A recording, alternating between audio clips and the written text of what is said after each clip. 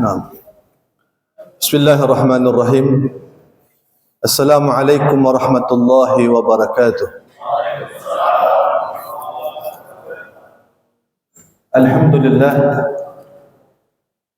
Alhamdulillah lakal hamdu syukra wa lakal mannu fadla. Wa anta rabbuna haqqa wa nahnu abiduka riqa. Wa anta lam tazal lidzalika ahla.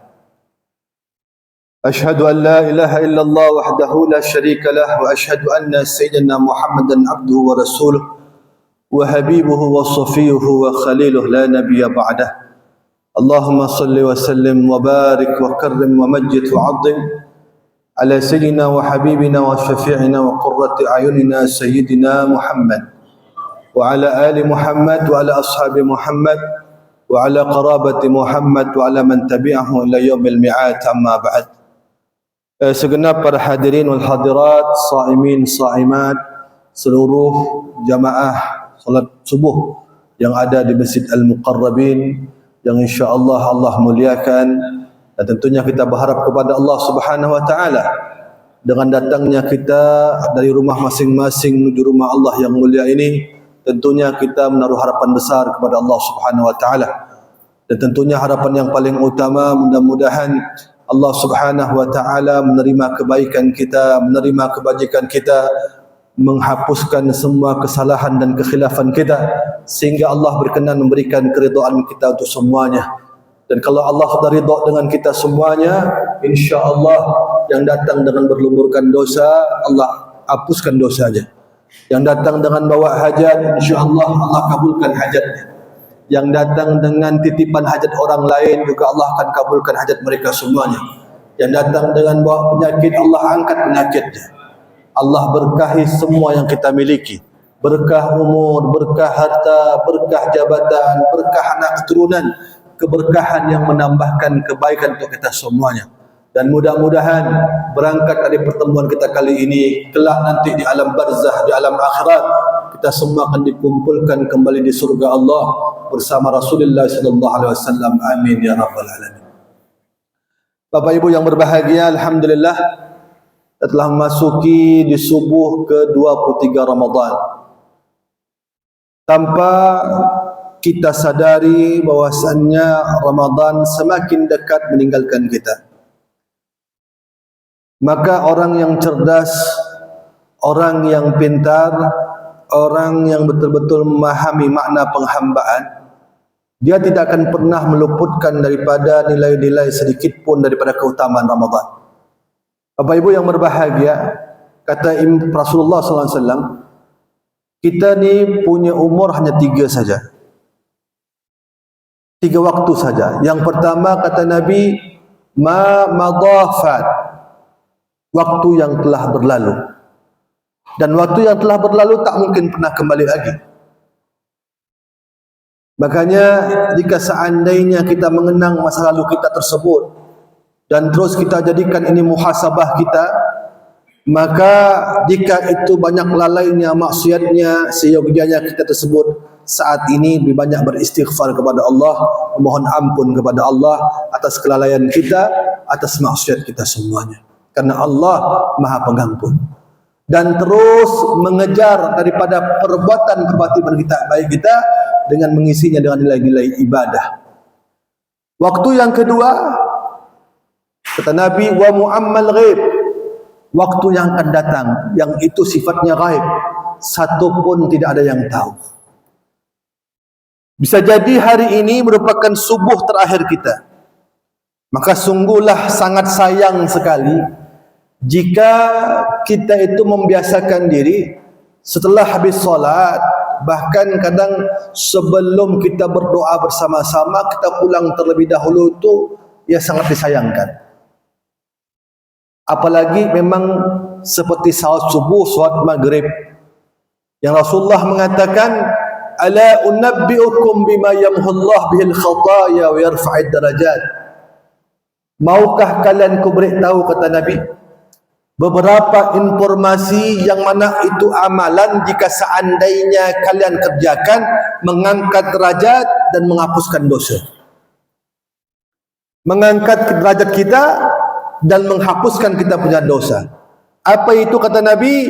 Yang pertama, isbaghul wudu 'alal makarih, menyempurnakan wudu di saat waktu-waktu ekstrim. Waktu hujan deras atau di musim-musim dingin. Saya pernah ngalami itu. Waktu saya KKN di Tengger di Bromo, waktu saya waktu kuliah di Bangil dulu, Masya Allah kena tugasnya itu di Bromo, di Tengger. Itu mendapatkan panas hanya jam 11, jam 12, jam 1, jam 2. Sisanya itu luar biasa, ekstrimnya luar biasa. Subuhnya ketika wudhu itu luar biasa, beratnya luar biasa. Nah, di saat itulah kita praktek langsung. Bagi yang ingin mendapatkan derajat yang mulia sisi Allah dan menghapuskan dosa, sempurnakan wudhu. Sempurnakan rukunnya, Masya Allah. Ya, semuanya sunnah-sunnahnya. Ya, karena fardhu wudu itu kan ada 6. Ya, yang pertama niat, yang kedua membasuh muka, yang ketiga basuh tangan dari tangan sampai siku. Masya Allah, yang keempat adalah mengusap kepala. Kemudian Masya Allah yang terakhir, yang kelima adalah membasuh kaki dari kaki sampai mata kaki, dan terakhir tertib.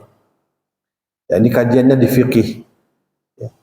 Cuma kadang-kadang juga terabaikan oleh kita semuanya. Banyak sekali hal-hal yang sederhana saya lihat, banyak yang terabaikan. Contoh, ya, ibu-ibu kalau di rumah nyuci pakai mesin atau pakai tangan. Umumnya sekarang ini rata-rata pakai mesin. Betul enggak? Banyak saya lihat cara ibu-ibu, mudah-mudahan enggak di sini, yang mereka ketika menyuci pakaian najis itu salah cara, sehingga pakaian najis itu secara hukum dia tak terangkat. Dia bersih tapi tak terangkat najisnya. Kenapa? Ketika dia menyuci pakaian najis, itu tempat sabun yang mana satu jalur dengan saluran air, letakkan sabun di situ. Sehingga begitu keran dibuka, ternyata itu air langsung kena ke jalur sabun, dan air sabun langsung menyatu kepada pakaian najis. Dan perlu kita pahami bahwasanya secara hukum air sabun itu dia suci tapi tidak mensucikan. Dia suci tapi tidak mensucikan. Berarti jika seandainya pakaian bapak ibu jika dicuci di situ, berputar air sabun, airnya pakaiannya bersih, tapi secara hukum tidak terangkat najisnya. Dan jika dibawa solat, maka tentunya tidak sah solatnya. Habib, saya sih tidak masalah karena saya nyucinya itu di laundry.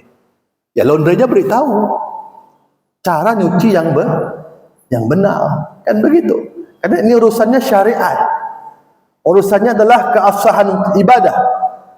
Makanya kata Nabi SAW, satu kali orang salat tetapi paham dengan ilmu agama, dengan 1000 kali orang salat tanpa paham dengan ilmu agama, maka lebih afdal orang yang sekali salat tapi paham dengan ilmu agama. Nah, saya sampaikan ini ya agar kedepannya lebih berhati-hati dalam mencuci pakaian-pakaian yang berbau najis. Mudah-mudahan insyaAllah setelah ini insyaAllah kedepannya nyucinya baik insyaAllah. Kemudian yang ketiga kata Nabi SAW, waktu yang kita punya itu ada kapan? Nah, walakas sa'ah allati anta fiha. Waktu yang benar-benar kita miliki ini saat ini. Saat ini. Makanya jika punya kesempatan untuk ibadah, betul-betullah kalian beribadah dengan sempurna. Salat, betul-betullah engkau salat, tingkatkan kekhusyuan. Kalau bisa jaga waktunya, sempurnakan sunnahnya, sempurnakan kekhusyuannya. Ya, tunggulah sejenak sampai berdoa bersama-sama. Kadang-kadang kan kita lihat sekarang ini, Masya Allah, ada orang begitu solat, doanya enggan untuk bersama-sama. Rasulullah mengajarkan adab berdoa yang benar bagaimana? mata ma'agumun fi majlisin yad'una ba'duhum wa yu'aminu ba'duhum illa ajaballah du'a'ahum. Tidaklah berkumpul satu majlis, yang satunya berdoa, yang lainnya cukup amin saja, enggak perlu qomat kamit, enggak perlu minta apapun, cukup dia hanya amin saja, dan aminnya pun enggak perlu keras-keras, senilai dengan, kata orang fikih itu, dengan rukun qauli. Dalam salat itu ada namanya rukun qauli. Apa itu rukun qauli? Rukun yang harus dibaca minimal terdengar di telinga kita. Contohnya takbiratul ihram, tidak boleh kita mesti terdengar, walaupun salatnya sir, salat duhur, tidak boleh, tapi minimal terdengar Allahu Akbar, terdengar telinga kita masing-masing. Fatihah, tahiyat, ada 5 itu. Nah, kata Nabi, tidaklah berkumpul sebuah majlis, yang satunya berdoa, yang lainnya cukup mengaminkan saja. Maka apa kata Nabi? Ke semua yang tadi berdoa dan mengaminkan, itu dikabulkan oleh Allah Subhanahu wa taala doanya. Apa juga dalilnya? Allah juga mencontohkan dalam Al-Quran. Ketika Nabi Musa dan Harun, ini sepupu dulu, Musa dan Harun berdoa dua-duanya. Apa kata Allah? Qad ujibat da'watukuma fastaqima. Sungguh doa kalian berdua itu telah kukabulkan, kata Allah. Maka tugas kalian itu apa? Fastaqima, cukup istiqamahlah kalian. At-Tafsir Ibnu Katsir mengatakan, sebenarnya yang berdoa itu hanya Musa. Yang Harun ini hanya mengaminkan. Yang berdoa Musa, yang Harun mengamin. Tapi apa kata Allah? Dua-duanya yang doa dan mengaminkan dikabulkan oleh Allah Subhanahu wa taala. Itu adab doa. Makanya Masya Allah, tunggulah sejenak. Kenapa saya katakan seperti ini, Pak, Bu? Ini berkaitan erat dengan akhir kehidupan kita. Kita itu, kata Nabi, yamutul mar'u ala ma'asyalih. Meninggalnya seseorang itu tergantung pada kebiasaannya. Walaupun dia bukan kiai, bukan ustaz, bukan habib, bukan syekh, tapi kalau hari-harinya dia itu tekun beribadah, insya-Allah matinya seperti dia kebiasaan dia mati. Saya itu jamaah Masjid Ikhwan Muslimin. Ada satu jamaah saya, suami istri ini tidak pernah tinggalkan salat berjamaah di masjid. Subhanallah, satu ketika subuh seperti ini, salat, saya itu di pesantren. Saya dapat berita di grup pengurus masjid, Masya Allah, tahu-tahu beliau ini meninggal. Saya tanya, saya terharu juga. Kenapa? Beliau meninggal ini ketika lagi zikir, subhanallah, habis sholat. Indahnya meninggalnya. Begitu dia mati, Masya Allah, beliau meninggal di situ, dibawa ke Yasin, rupanya sudah meninggal. Meninggalnya dalam keadaan zikir, Allah balas, dan Allah buktikan bahwasannya apa yang disampaikan oleh kekasihnya itu betul. Indah. Tapi ada sebuah kitab namanya Al-Ajibah Al-Ghaliyah. Itu kumpulan khutbah-khutbah dari beberapa ulama, di antaranya Habib Zaid bin Ibrahim Mansur di kota Madinah. Dia menceritakan, Pak Bu, bahwasannya ada satu orang, dia ini tak tahu kerjanya apa. Ketika dia mati, nak mati sakratul maut, kan berat tuh. Masya Allah. Orang tu, Pak Bu, mohon maaf saya ceritakan sedikit biar lebih, karena wasiat yang paling baik dan paling bagus itu, kata Nabi, ingat dengan kematian. Karena manusia ini, kata ulama, kata Imam Ghazali, kata para ulama, hanya ada 2 keadaan saja. Apa itu? Sadar sebelum mati, atau udah mati baru sadar. Betul tak? Manusia ini ada 2 saja. Ada sadar sebelum mati, ada yang udah mati baru dah. Paling gampang dan paling cepat untuk menjadikan mereka ini suruh diingat mati. Ramadan dekat meninggalkan kita, tapi yang paling dekat itulah kemati. 18 Ramadan kemarin, Masya Allah, beredar di grup-grup kita semuanya, Masjid Raya Mujahidin, salah satu imamnya Bapak Haji Syabandi meninggal. 18 Ramadan. Namanya meninggal itu tidak lihat daripada waktu, tempat. Dan orang meninggal ini, Masya Allah, tergantung pada kebiasaannya. Tadi saya ceritakan, ini orang tak tahu kerjaannya apa. Ketika dia sakaratul maut, Masya Allah, kumpul semua anak, bini, semuanya menantu tu. Yang paling tua membisikkan pada ayahnya, mentalkinkan, La ilaha illallah, La ilaha illallah, ya abati, La ilaha illallah. Tahu-tahu apa Pak Bu? Ternyata dia mengucapkan yang membuat terperanjat semua yang mendengarkan, khususnya anak dia yang paling depan. Tiba-tiba sang ayah mengatakan apa? Zid fayazdah, Zid fayazdah. Kau pinjam sekian, kau lebihkan sekian. Kau pinjam 10, kau bayar 11. Kau pinjam 11, kau bayar 10. Rupanya apa? Rupa terbongkar bapaknya ni rentenir. Dimunculkan di akhir hidupnya tersebut bahwasannya dia selalu melakukan pinjam meminjam yang bersifatnya riba. Na'udzubillah wa na'udzubillah. Pak, Bu, saya ingin sampaikan kenapa? Karena ini biar jadi pedalaman kita. Karena yang memang yang paling dekat ini adalah yang namanya kematian. Saya hari ini ingin sedikit bahas kenapa? Karena sekarang ini kita lihat nih, hampir semua masjid kalau dah penghujung akhir Ramadan ini orang lupa. Ya, lupa, lalai bahwasanya di penghujung akhir Ramadan itulah yang paling afdal, yang mesti dijaga. Indamal a'mal fi awakhirih. Sesungguhnya amal itu dilihat daripada akhir ni. Betul tak? Betul tak Bu? Betul tak? Ada kata Nabi, dari kecil dia baik, sampai bujang dan dara dia pun baik, sampai tua pun dia juga baik, dia soleh. Antara dia dengan surga tinggal sejengkal saja, kata Nabi. Tapi sayangnya, kata Nabi, ada kelalaian daripada orang tuanya ketika dia mengandung anaknya masih berbentuk janin. Ketika 120 hari itu janin dalam perut ibunya, ya, Allah tiupkan ruh, Allah takdirkan dia, Allah tentukan nasibnya, luput orang tuanya memohon sama Allah, sehingga ditakdirkan oleh Allah, ternyata ini orang matinya tidak baik, su'ul khatimah, maka Allah bikin sebab dia tersebut akhirnya meninggal dalam keadaan su'ul khatimah. Makanya bapak ibu, orang tua kita tu luar biasa. Apa? 3-4 bulan ngundang orang ramai, baca surah Maryam, baca surah bagi Muhammad, surah Yusuf.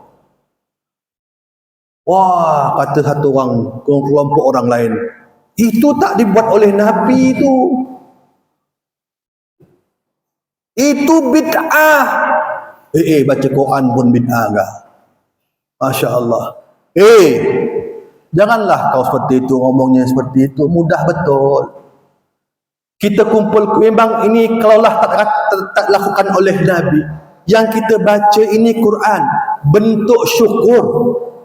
Banyak orang-orang, Masya Allah, bertahun-tahun kahwin, dia tak dapatkan janin, benih untuk dia hamil.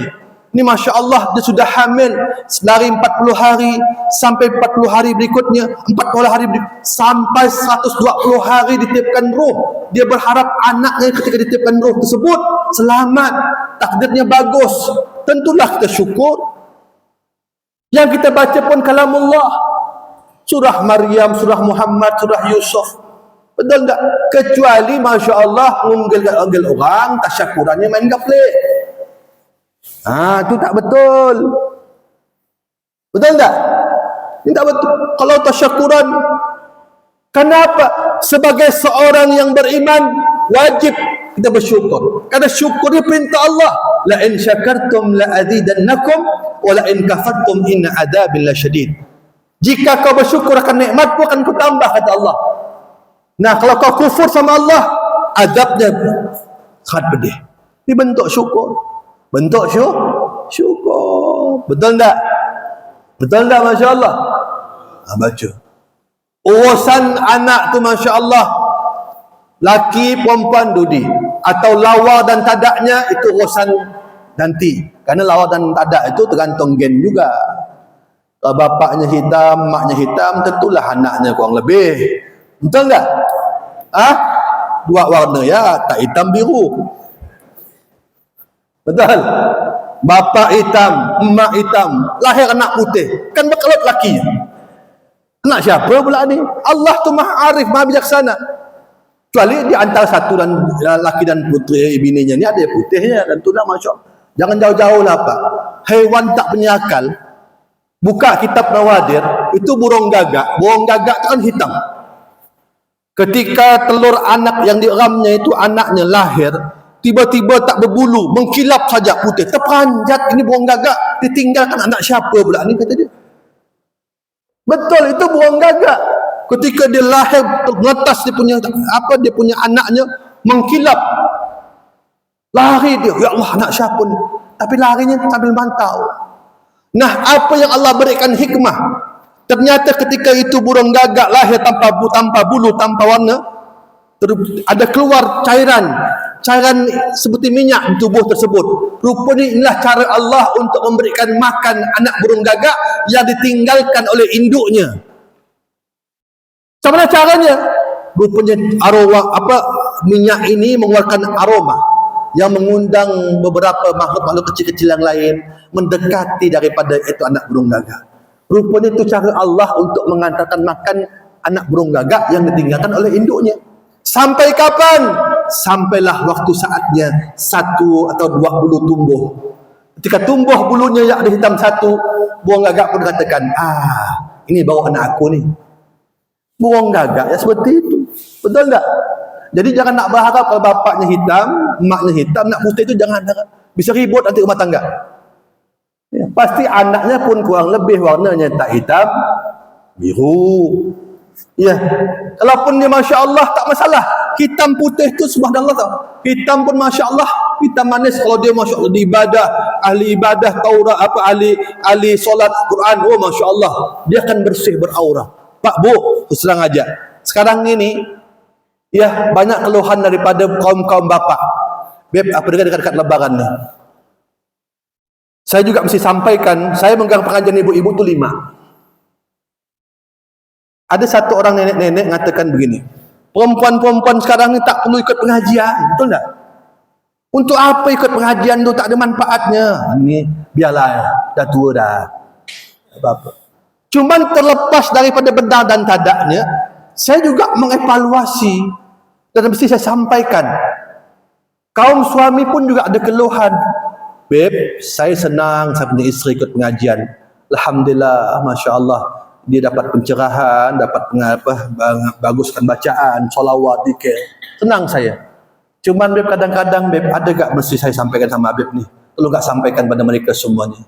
Kalau dah minggu ini bajunya coklat, minggu depan bajunya merah,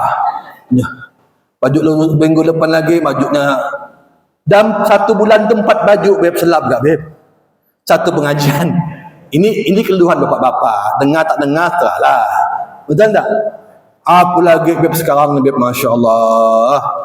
Kita ni baru gak telap, baru gak habis kerja sampai baru di rumah nak istirahat. Tiba-tiba datang tamu. Tamu kira-kira nak bawa rezeki ke apa? Masya Allah. Tahu-tahu terdengar dari pintu gerbang, paket. Itu ibu-ibu sana. Tak tahulah ibu-ibu sini. Ibu sini Masya Allah. Udah itu berapa sampailah kita terima paketnya. Pak, pos kirimnya belum ni. Kena agak kita ni, Masya Allah. Ya. Nah, itu Masya Allah yang terjadi. Makanya perlu juga kita evaluasi diri. Ya, kalau nak ikut pengajian, fokus pada pengajian. Ya, jangan sampai terjadi hal-hal yang berbau fitnah, ujung-ujungnya nanti justru malah tidak baik. Ya. Kemudian walakas sa'ah allati anta fiha, kata Nabi. Ya. Waktu yang kita punyai saat inilah yang betul-betul kita miliki. Maka itu pergunakanlah yang baik. Makanya tadi saya katakan manusia ini di antara dua keadaan. Ada yang sadar sebelum mati, ada yang dah mati baru sadar. Ya. Biasanya sejak hari Jumat ya. Saya tadi pengen baca surah Sajadah. Biasanya kalau orang masjid baca Sajadah itu ditampilkan depan. Saya kira tadi Masya Allah, kerana khawatirnya ya, gara-gara surah sejadah dipraktekkan, ada orang tak tahu faham, tiba-tiba baca Quran tak tahu sujud, dia pun sujud lagi lah. Begitu sujud kembali, dia berdiri lagi, dia bilang sujud apa tadi tu? Kerana tak, mohon maaf ya, biasanya ya, kerana tak terbiasa sejadah, ujung-ujungnya nanti timbul ketidaktahuan. Makanya tadi itu saya kata baca surah yang biasa saja. Dalam surah sejadah itu ada ayat yang ke-12. Ayat itu boleh Masya Allah kita dalami. Al-Quran itu bukan buku cerita, tapi Al-Quran banyak mengandung cerita. Bahkan Rasulullah SAW pun diceritakan oleh Allah akan kisah-kisah umat terdahulu. Tujuannya tersebut agar apa? Agar menegapkan hatinya. Wa kullan naqussu min anba'ir rusul ma nusabbitu bihi fu'adak. Kata Allah bilang apa? Wahai Muhammad, aku paparkan kisah-kisah umat terdahulu pada engkau wahai Muhammad. Tujuannya tersebut adalah untuk memantapkan hati. Nah, di situ Allah menceritakan apa kata Allah dalam firman-Nya, walau tara idzil mujrimun nakisu ru'usihim inda rabbihim rabbana absarna wa sami'na farji'na na'mal salihan inna muqinun. Kata Allah bilang apa? Kalaulah engkau melihat orang-orang yang pendosa, yang mengabaikan solat, yang mengabaikan puasa, yang mengabaikan zakat, yang mengabaikan sedekah, yang tidak yang hari-harinya bermaksiat sama Allah, nanti mereka itu semuanya, kata Allah, nakisu ru'usihim, kepalanya itu tertunduk. Nah, biasanya orang tertunduk kepala ini berarti bersalah. Betul tak? Apalagi di persidangan Allah nih, luar biasa. Kemudian ini orang mengatakan, Rabbana absarna ya Allah, saat ini kami telah lihat langsung. Ternyata apa yang disampaikan oleh para ustaz, para da'i, itu semuanya betul. Ya, menceritakan tentang annan nar haq, annal jannata haq, annal hisab haq. Sesungguhnya surga itu jelas adanya, neraka jelas adanya, hisab itu nyata. Ternyata betul, saat ini kami lihat langsung dan saya berada di posisinya, dihisab oleh Allah Subhanahu wa taala. Ad-dunya halaluha hisab wa haramuha adab. Dunia itu Pak Bu, itu yang halal-halal semua dihisab oleh Allah. Yang haram diadab oleh Allah. Maka jangan senang-senang. Orang punya motor satu dengan motor lebih dari satu, tentunya yang lebih lama hisapnya itu yang lebih dari satu. Betul atau tidak? Yang punya rumah satu, yang punya kendaraan satu, dan lebih dari satu, tentunya semakin banyak kita punya yang kita miliki, semakin banyak Masya Allah hisap. Termasuk juga yang punya lebih bini dari satu. Betul. Yang satu bininya dan yang lebih dari satu, hisapnya Masya Allah berat. Tapi bukan berarti Islam tu tak boleh kaya, tak boleh tak boleh punya jabatan tinggi lah. Nah, yang saat ini yang kita harus pahami, bagaimana cara kita itu hisap yang begitu lama itu ngitungnya profit, ngitung untung. Tidak apa-apa. Malaikat Masya Allah, ibu punya rumah banyak, bapak punya rumah banyak, Masya Allah, semuanya silahkan. Tapi berdayakan semua yang kita miliki tadi itu untuk mendapatkan daripada keridhaan Allah. Oh, punya mobil, Masya Allah, Jumat ini mobilnya ini. Ya, ada jamaah sakit, kita gunakan, kita pinjamkan. Ya, Masya Allah, punya rezeki, boleh makan orang sahur. Ya, punya rezeki lebih, boleh makan orang. Oh, Masya Allah. Saya ingat dulu Pak, zaman-zaman saya masih kecil. Saya kecil tu di Tanjung Pura, di Gang Sempit, kampung Melayu. Sekarang orang Melayu dah hilang, tinggal kampung Cina. Masya Allah. Tapi di masih ada orang belah kampung Melayu. Dulu saya masih ingat tu, kalau orang bikin juadah di rumah, saya punya mak tu kalau bikin juadah, satu kadang-kadang pengat pisang. Cuman begitu puasa saya heran, nak buka puasa ini kadang sampai 5 jenis juadah tu. Dulu tu orang kalau dah bikin kuih, depan belakang merasa, kiri kanan merasa. Betul tak? Berkah luar biasa. Sekarang tidak ada pedulinya. Saya hadir tahlilan hari ketiga di rumah satu orang di komplek di Sepakat 4. Subhanallah, saat itu yang sebelah ni tahlil 3 hari. Yang sebelah ni tetangganya Masya Allah orang Muslim. Apa yang dia buat? Dibantainya karaoke. Widuri. La ilaha illallah. Sedap saya rejamkan rasa. Apa? Udah hilang rasa kebersamaan. Betul tak? Sampai seperti itu Pak. Kita ni dah jauh luar biasa. Iya. Makanya sekarang yuk munculkan sama-sama. Masya Allah. Ya, munculkan silaturahmi, munculkan daripada kebersamaan. Biar hidup berawal dari masjid. Saya alhamdulillah 10 Ramadan ini iktikaf di Masjid Ikhwan Muslimin. Biasanya kita subuh tu berat kan?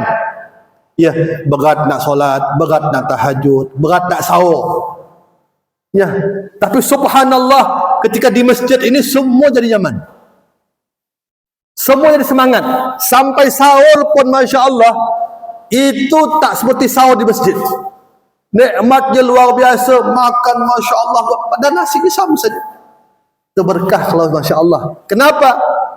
Karena setiap sesuatu yang lakukan berjamaah turun rahmat. Turun rahmat.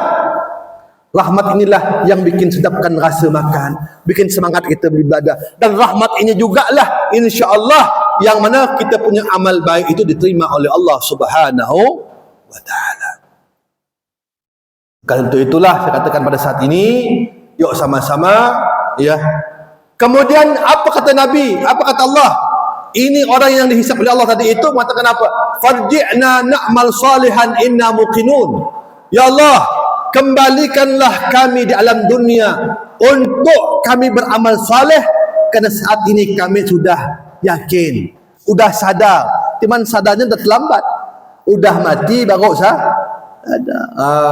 Maka Masya Allah Pak Bu, berarti dia golongan kedua ni. Udah mati baru sadar. Kita ni sekarang ni Pak, Masya Allah. Saya kemarin memberikan ceramah di salah satu daripada fakultas di hukum di Untan. Saya bilang sama dia, begini ceramah saya bilang republik ini tak kurang dengan orang pintar. Kita ni negeri kita tak kurang orang pintar, betul tak? Profesor banyak, doktor banyak, insinyur banyak, pakar hukum banyak, pakar ekonomi banyak, jenderal banyak. Cuman masalahnya ketika kepintaran, kecerdasan, kepiawaian tidak berbalut dengan ketakwaan dan kesadaran, terpuruk dia. Betul. Kita ni bawa mobil, sikit dah hilang sadarnya, nabrak orang. Ustaz ni Masya Allah bagus, hilang sadarnya malah asyik nak bini terus. Betul tak? Saya bilang Ustaz apa? Kadang-kadang nanti ceramah bilang Ustaz tu macam dia yang bagus, malah kita yang kena. Ustaz tak ada. Sekarang katakan siapapun kalau sudah baik dia umara ke ulama ke pengusaha ke, Masya Allah, kalau sudah hilang kesadaran dia, terpuruk dia. Betul. Jenderal bintang 2 nak buat tembak. Betul. Jenderal Kapolda agen sabu. Gila dah zaman sekarang ni. Betul tak? Saya katakan semuanya begitu. Yang masuk penjara itu bukan orang pintar, bukan orang bodoh-bodoh semuanya. Makanya minta sama Allah agar kita selalu diberikan Allah sadar. Ingat, fadzakir kata Allah, inna dzikra tanfa'ul mu'minin. Ingatlah engkau, dengan engkau ingat insya-Allah bermanfaat bagi engkau, bagi orang beriman. Lihat orang hilang sadarannya. Saya kemarin kuliah subuh di Masjid Raya Mujahidin. Begitu saya saat itu Masya Allah turun, satu orang datang dengan saya, Habib, saya kenalkan, saya Bapak Haji Tamim Ad-Dari, saya ini wakil ketua pengadilan agama di kota, di pengadilan agama di kota atau di provinsi, wallahu alam. Cuman dia berbagi informasi dengan saya. Apa dia bilang begini, Beb, tolong sampaikan Beb kepada umat, apa itu? Yaitu saat ini di Pontianak aja kami ini menggelar kasus perceraian minimal satu hari itu 4 orang, Bu. Satu hari itu 4 orang yang diproses perceraiannya. Dan saya lihat, Beb, kata dia, kenapa? Rupa-rupanya Masya Allah, semuanya itu faktornya, muaranya karena apa? Karena rumah mereka itu tidak terlatar belakangi, background mereka itu tidak terhiasi dengan ilmu agama, rumah mereka tak terhiasi dengan Al-Quran, sehingga apa? Ketajaman emosional mereka tak teratur. Kenapa? Karena spiritualnya juga tak terukur. Coba dia banyak pencerak, dengar dia ke masjid, dia baca Quran. Aksiru, kata Nabi, qira'at al-Quran fi buyutikum, fa innal baita alladhi la yuqra' fihi al-Quran yaqilul khairuh wa yakthuru syarruh wa yadhiqu ahluh. Perbanyaklah baca Quran rumah-rumah kalian. Rumah yang tak terbacakan Quran, sedikit sekali kebaikannya, banyak keburukannya, dan orang yang menempati rumahnya Masya Allah pasti mengalami kesempitan dan kesumpekan. Ibot sikit pecah api, pecah tepi, pecah pangkat-pangkat dan lain. Kenapa tadi itu? Ketajaman emosionalnya tak tahu kok. Coba kalau mereka Al-Quran, Masya Allah, sedikit ambil wudu. Masya Allah. Al-Quran ni Pak, banyak sekali manfaatnya. Saya akan sampaikan testimoni yang ada. Saya punya kawan, satu orang di Masjid Ikhwan Muslimin, dia ini hari-hari pakai kerjakan komputer, berhadapan dengan komputer. Sehingga tiba-tiba dia menangis, kenapa? Karena dia itu matanya langsung jauh kaburnya. Sehingga dia berupaya untuk ganti lensa kacamata dia. 3 kali ganti kacamata, terakhir disarankan untuk pakai yang progresif. Yang atas, saya pakai progresif nih, atas lain. Tapi juga tetap tidak ada perubahan, makin tambah sakit matanya. Sehingga satu ketika dia ketemu dengan saya dan dia mengeluhkan masalah ini. Saya pun tak tahu jawabannya apa. Cuman saya bilang sama dia, Pak, sudahlah, keluhan yang paling baik itu sama Allah. Bapak sholat taubat, istighfar, terus Masya Allah setelah niatkan, nazarkan untuk gunakan mata ini ya Allah Subhanahu Wa Taala. Bangun malam, menangislah sama Allah Subhanahu Wa Taala. Sudah, akhirnya saya dah ketemu beliau seminggu setelah itu. Seminggu setelah itu ketemu saya ke tarawih. Dia peluk saya. Gimana apa kabar Pak, sehat? Dia bilang, Alhamdulillah Beb, sekarang ini Masya Allah, pandangan saya normal seperti biasanya. Dan saya itu merasakan, ternyata kata dia, semenjak saya itu bangun malam dan mata sering mengeluarkan air mata karena takut sama Allah, karena menyesali, itu subhanallah, itu rupa obatnya. Ternyata air mata yang bermuara dari rasa takut sama Allah, penuh dengan penyesalan, tidak hanya mampu memadamkan api neraka Allah, tetapi juga bisa mengobati penyakit kita. Makanya Masya Allah, bangun malam tangis sama Allah, itu insya Allah mata yang kabur-kabur atau yang sakit-sakit insya Allah disebutkan Allah Subhanahu Wa Taala. Ini Al-Quran, Al-Quran. Makanya Bapak Ibu yang berbahagia, akrabkan dengan Al-Quran. Ya, minimal ada Masya Allah di sini ada dah umur 100 tahun. Tidak ada kan? Ada di tempat saya itu Masya Allah, itu satu gang dengan umi saya, pangkat nenek saya. Itu namanya Syarifah Hubabah Anissa binti Yusuf Al-Haddad. Umurnya kemarin 107 tahun. Setiap 5 hari khatam Quran. 5 hari khatam, 1 hari 6 juz. 6. Saya coba kemarin di awal Ramadan. Alhamdulillah Masya Allah. 6 juz 5 hari khatam Quran. 5 hari berikutnya agak goyang sikit. Berat memang Masya Allah. Istiqamah itu berat. Betul tak? Tapi ini orang 107 tahun umurnya, setiap 5 hari khatam Quran. Ya Allah. Belum zikir, belum apa. Ya Allah. Satu orang ulama mengatakan, "Iza tahura qalbuh lam yashba' fikratil Quran." Kalau hatinya bosan, maka niscaya dia tidak pernah kenyang baca Quran. Jangan-jangan kita punya hati ini masih banyak kotornya. Sehingga Masya Allah, baca 10 menit, mata dah berair dah. Nguaplah, pantat gatal lah. Betul tak? Kalau nengok HP sejam 2 jam, tahan. Nah itu bisa jadi karena kita punya hati ini masih banyak kotor. Maka perlu banyak diistighfarkan oleh Allah Subhanahu wa taala. Istighfarkan terus, istighfar. Maka saat inilah masya-Allah saya ingin sampaikan, Bapak Ibu yang berbahagia, akrabkan diri kita dengan Al-Qur'an. Ya, beri kita punya vitamin mata ini dengan Al-Qur'an. Al-Qur'an lah nanti insya-Allah akan memberikan syafaat untuk kita semuanya. Al-Qur'an juga untuk penyembuh. Tadi subuh juga satu orang minta doa dengan saya. Habib, tolong doakan. Masya Allah saya punya ibu sakit. Siapa? Maniyam binti apa namanya itu? Saya bilang tadi ente baca Quran, niatkan tak untuk sembuhan orang tua ente? Tidak, Beb. Ente baca Quran lagi satu lembar. Niatkan susu untuk orang tua. Kadang sakit nih Pak. Hanya dua cara kesembuhannya. Pertama dengan dawa, likul lidah dawa. Setiap penyakit itu pasti ada obatnya. Ikhtiar dengan obat. Tapi ada penyakit yang tak sembuh dengan obat. Tapi dengan satu cara kata Nabi, kata Allah bilang apa? Yaitu syifa. Dan syifa ini cara mengundang syifa dia hanya satu saja di antaranya kata Allah bilang apa? Wa nunadzilul Qur'an ma huwa syifaa'un wa rahmatun lil mu'minin. Dan kami turunkan Al-Qur'an sebagai bentuk syifa, kesembuhan untuk orang beriman dan rahmat untuk orang beriman. Makanya orang-orang tua dulu itu kalau ada orang datang minta minta obat, baca apanya apa? Fatihah, salawat. Saya punya datuk Imam Masjid Baitur Rahman, dipanggil orang Miali. Miali, saya lihat sendiri. Tolong doakan saya, masya Allah saya punya anak ni sakit. Saya lihat baca Fatihah, baca salawat. Miali, tolong doakan saya dapat bini bagus, masya Allah. Fatihah, salawat. Pengen nak punya kerja bagus, Fatihah, salawat. Maka semenjak itulah saya itu lihat saya kalau ada apa-apa pun masya Allah pasti saya Fatihah, salawat. Fatihah, salawat. Nah itu mujarab. Ya. Cuman jangan enggak nengok bini orang Fatihah kan. Ya, nengok bini orang cantik Fatihah. Kata Habib enggak nyuruh Fatihah. Nah, itu salah.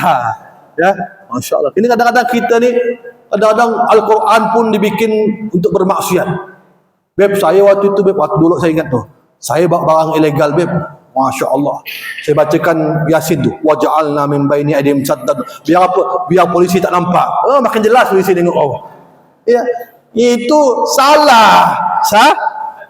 Al-Quran tu jangan diperuntukkan pada bermaksiat sama Allah. Betul tak? Tapi hal-hal yang berbau kebaikan gunakan Fatihah.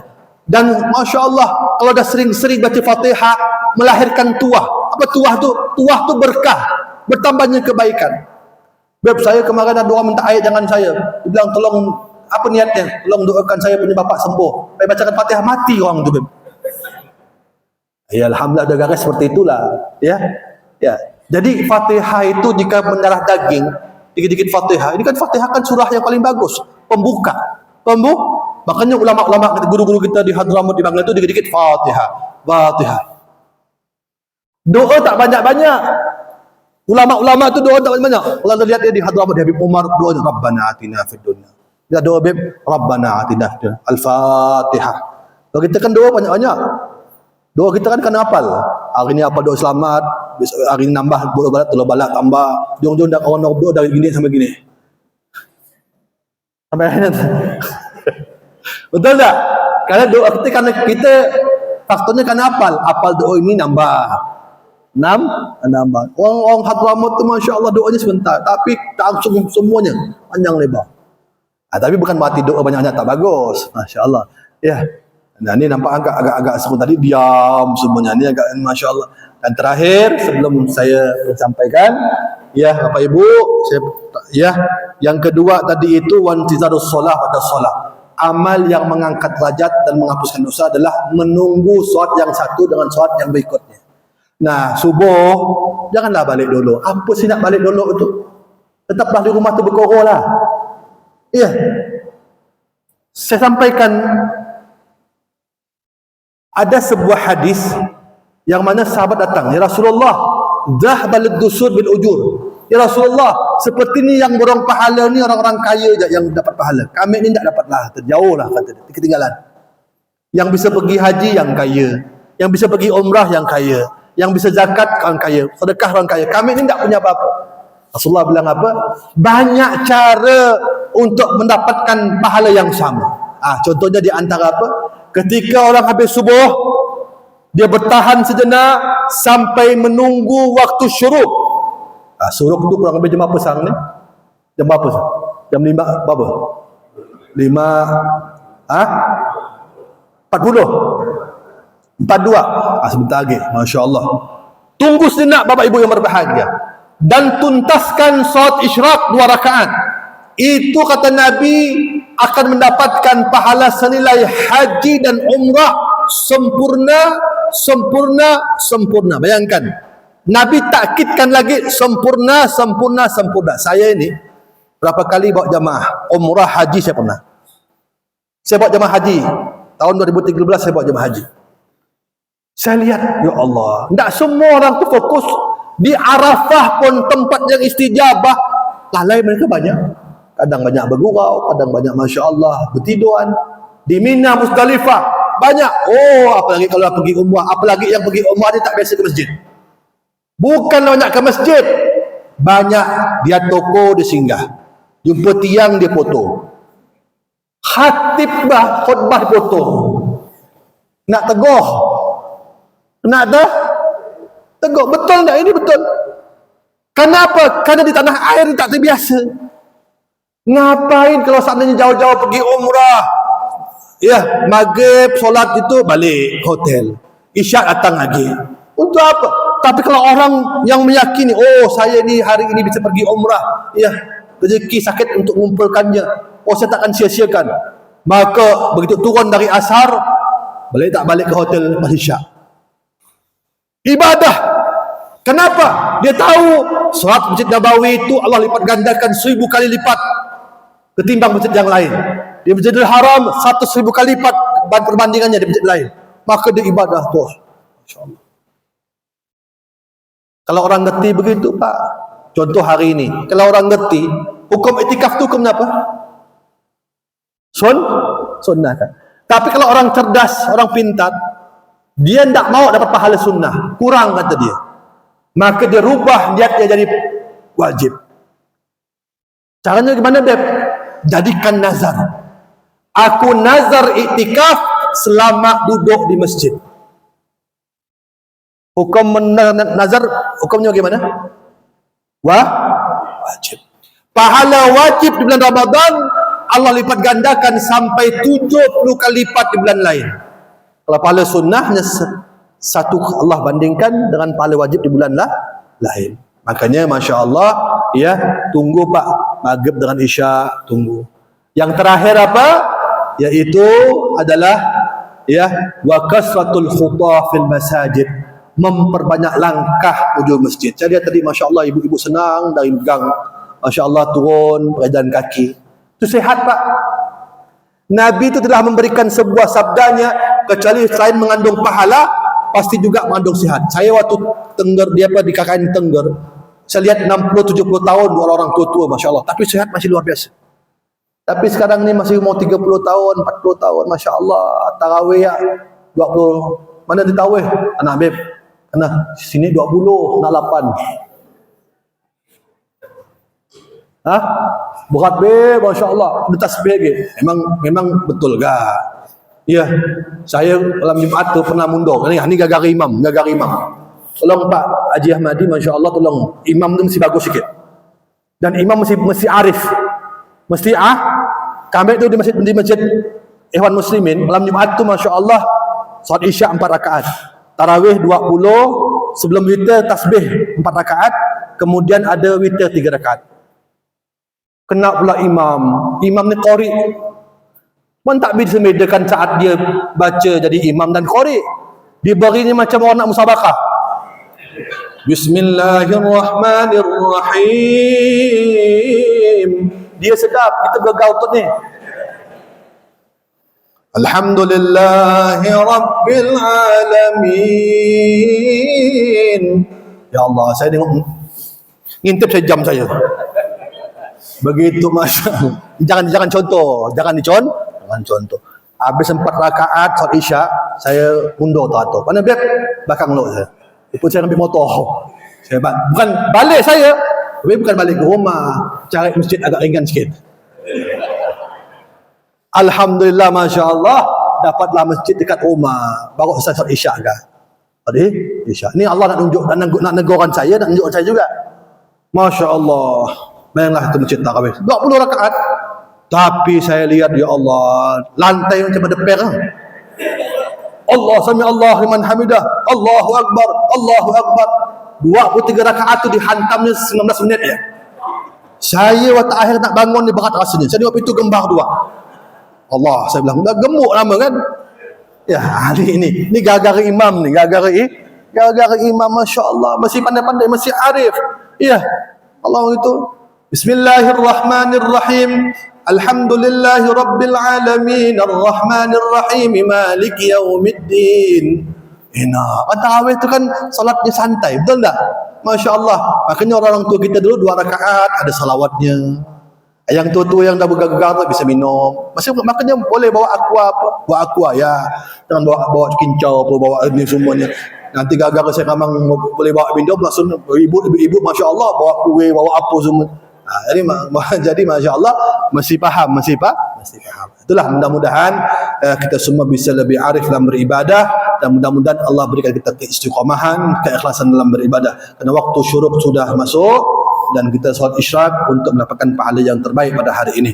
Saya mohon maaf dan sekiranya ada kekhilafan, saya mohon dimaafkan. Sebelum saya akhiri, saya ingin berbagi juga informasi. Saya alhamdulillah saat ini kurang lebih 5 tahun membangun sebuah pesantren, dan ada santri laki dan perempuan 100 lebih. Saya pada saat ini kedepannya ingin mengajak Bapak Ibu berniaga sama Allah. Berniaga ini tidak banyak dan tidak berat. Saya harap bisa mengikuti program kita, dan ini terinspirasi daripada gerakan Munzalan, yaitu kita mengumpulkan satu hari itu 1000. Jadi 1000 per hari, Masya Allah. Jadi tapi taklah diambil setiap hari 1000 ya.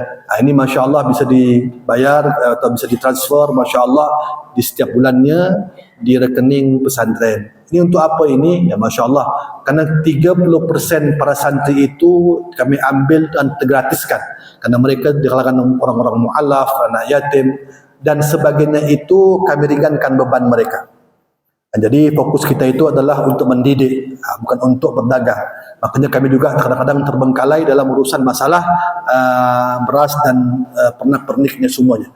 Pada gerakan ini kami sampaikan kepada Bapak Ibu semuanya, bagi yang ingin sama-sama ikut berniaga sama Allah, di sini ada nomor saya 0811 5789, bisa di WA-kan nanti Masya Allah, dan situ mendaftar OTA, orang tua asuh, dengan gerakan ini.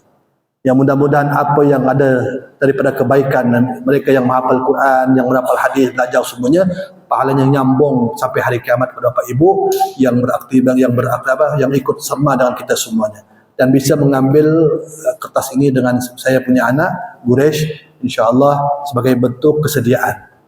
Ini hanya informasi saja. Kalau berkenan, bismillah. Kalau pun tak ada pun tak masalah. Yang penting doakan dan dukung kita semuanya. Billahi taufiq wal hidayah, waridha wal inayah. Wassalamualaikum warahmatullahi wabarakatuh.